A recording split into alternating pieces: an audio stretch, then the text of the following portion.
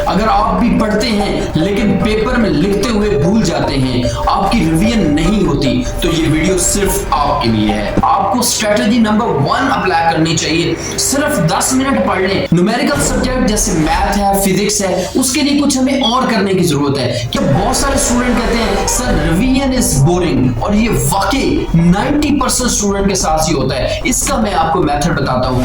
अगर आप भी पढ़ते हैं लेकिन पेपर में लिखते हुए भूल जाते हैं, आपकी रिवीजन नहीं होती, तो ये वीडियो सिर्फ आपके लिए है। जितना मर्जी पढ़ लो, अगर आप पेपर वाले दिन आपको सोचना पड़ रहा है कि ये क्या था। रिवीजन का मतलब सिर्फ किताबों और नोट्स को दोबारा पढ़ लेना नहीं होता। पहला रिवीजन कब होना चाहिए? अगर आप भी ऐसा कर रहे हैं तो आप रिवीजन नहीं कर रहे, बल्कि रिवीजन के नाम पर रिवीजन तो नहीं हो रही, लेकिन आपको नींद बहुत मजे की आ रही है।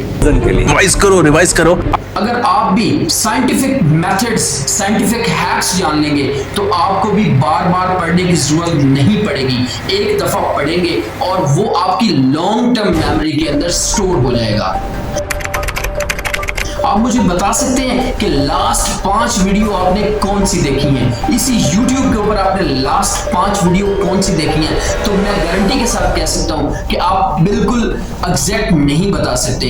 इसी तरह स्टडी के साथ भी होता है। अगर आपने लास्ट टाइम कोई नोट्स पढ़े हैं, किताबें पढ़ी हैं, तो आप नहीं बता सकते। आप अपनी लॉन्ग टर्म मेमोरी के अंदर उसे स्टोर नहीं कर सकते।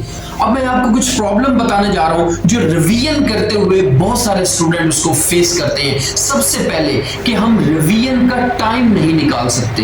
दूसरा मसला क्या होता है कि जब हम रिवीजन करने लगते हैं तो हमें नींद आना लग जाती है। और तीसरे नंबर पर रिवीजन का मतलब क्या है। तो आज तीनों प्रॉब्लम का सॉल्यूशन बताऊंगा। मैं आपको बताऊंगा कि रिवीजन कैसे करनी है। पहली प्रॉब्लम कि रिवीजन का टाइम नहीं है। मैं एक आपको पहले डेली लाइफ से एग्जांपल देता हूं। फॉर एग्जांपल एक बिल्कुल सुस्त लड़का है, वो बैठकर उसके वालिदैन भी उसको देख कर तंग हो गए हैं। एक दिन उसका फादर कहता है उसको जिम ट्रेनर के पास लेके जाता है। अब जिम ट्रेनर उसे 2 तरह के तरीके बताता है। कहते हैं कि आप 2 से 3 माह के लिए सिर्फ 10 मिनट के लिए आप अपनी एक्सरसाइज करें तो आपकी बॉडी जो है वो फिट हो जाएगी। और दूसरा ऑप्शन उसे क्या देता है कि आपने सिर्फ और सिर्फ 5 से 10 दिन के लिए जो है वो एक्सरसाइज करनी है, लेकिन करना क्या है 2 से 3 घंटे के लिए आपने एक्सरसाइज करनी है। तो आप मुझे कमेंट सेक्शन में बताएं कि वो लड़का क्या चूज करेगा, और अगर उसकी जगह पर आप खुद होंगे तो आप क्या चूज करेंगे। मेरे ख्याल से आप वो चूज करेंगे कि 10 मिनट करना इजी है बनिस्बत उसके कि जब हम 2 घंटे या 3 घंटे कर रहे होते हैं।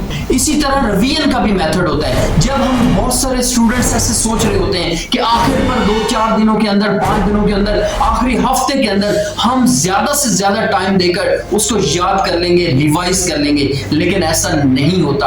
आपको स्ट्रेटजी नंबर 1 अप्लाई करनी चाहिए। सिर्फ 10 मिनट पढ़ लें, एक दिन में सिर्फ एक टॉपिक पढ़ लें, लेकिन आप लगातार पढ़ें, रोज पढ़ें। उससे क्या होगा, आपकी लॉन्ग टर्म मेमोरी के अंदर भी जाएगा, और सेकंडली ये है कि आपके लिए वो बर्डन भी नहीं बनेगा। अच्छा, शॉर्ट टर्म रिवीजन मेथड होता है। इसके अंदर आपको सिर्फ 10 मिनट पढ़ना होता है। अब आप पूछेंगे सर हम इसको रिवीजन कैसे करेंगे? तो आपने करना क्या है, जो टॉपिक है उसके अंदर आपने उनको अंडरलाइंस करना है। ऐसे अल्फाज को अंडरलाइन करना है जो इंपॉर्टेंट थे, उनको जब आप अंडरलाइन करेंगे, और ये मैं एंड पर बताने लगा हूं कि वो अंडरलाइन हम क्यों कर रहे हैं और उसका बेनिफिट क्या होगा। दूसरा तरीका क्या होता है, active recall method. Active recall method के अंदर क्या होता है कि जब एक दफा कोई आप टॉपिक पढ़ लेते हैं, बुक या नोट्स जो है उसको एक दफा बंद कर देना है, आंखें बंद करके याद करना है कि ये जो अभी मैंने पढ़ा है ये किसके साथ कनेक्ट हो रहा है। तो इस तरह आपके वो माइंड में स्टोर हो जाएगा, लॉन्ग टर्म मेमोरी के अंदर स्टोर हो जाएगा। दूसरा होता है लॉन्ग टर्म रिवीजन मेथड, जो आपने वो चीजें जो आपने अंडरलाइन की हुई थी, अभी मैंने आपको बताया कि आपने अंडरलाइन करनी है, वो जो चीजें आपने अंडरलाइन की हुई थी उनको आपने एक दफा एक्स्ट्रा टाइम देकर पढ़ना है। दूसरे नंबर पर आपने क्या करना है, सैंपल पेपर या एमसीक्यूज टाइप आपने करने हैं।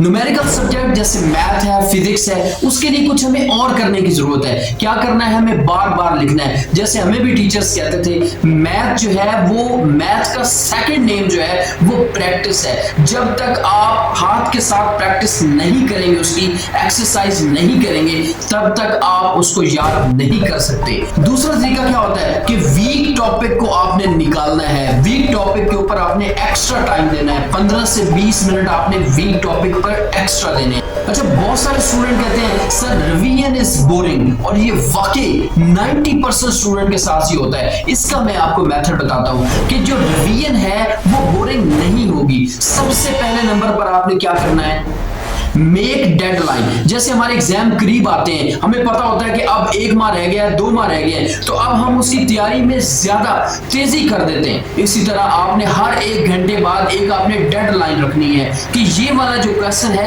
ये अगले घंटे के अंदर मैंने उसे तैयार करना है, या ये हाफ चैप्टर है ये मैंने तैयार करके खाना है। तो आपने डेडलाइन जरूर बनानी है।